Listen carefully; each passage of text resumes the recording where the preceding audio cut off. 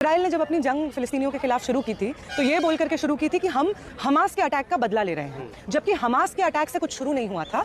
फिलिस्तीनियों के ऊपर इजराइल का दमन 7 दशक पुराना है और धीरे धीरे, और अगर एक बार हम लोग मान भी लें कि मान लीजिए ये हमास के अटैक के बाद हुआ है, तो जैसे जैसे चीज़ें आगे बढ़ी, समय आगे बढ़ा, हमने देखा कि एक के बाद एक वो जो झूठ सामने रख रहा था इजराइल, वो साबित हुआ कि वो झूठ है। हमने देखा किस तरीके से उसने बोला हम हमास के टेररिस्ट बेसिस पे अटैक कर रहे हैं, फिर जाकर के रेजिडेंशियल एरियाज में अटैक किया।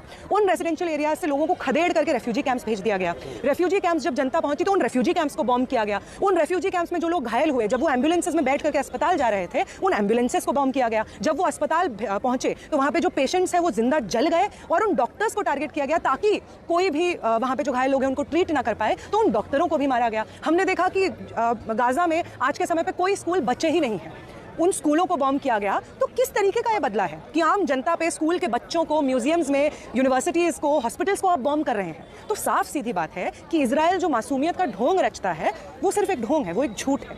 हम देख रहे हैं कि किस तरीके से, और यूएस की तो आप बात मत कीजिए, जितनी बार यूएन में ये रेजोल्यूशन पुश होता है कि गाजा का ब्लॉकेड हटाया जाए, यूएन उसको वीटो कर देता है। और इतनी शर्म की बात है, हिंदुस्तान की सरकार उसके साथ खड़ी रहती है। जितनी बार यूएन में रेजोल्यूशन पेश होता है कि सीजफायर हो, यूएस उसको वीटो कर देता है। वो तमाम यूरोपियन नेशंस जो नाज़ी जर्मनी में अच्छे से जान रहे थे, समझ रहे थे कि यहूदियों के साथ किस तरीके का जनसंहार, नरसंहार चल रहा है, और कुछ नहीं बोल रहे थे।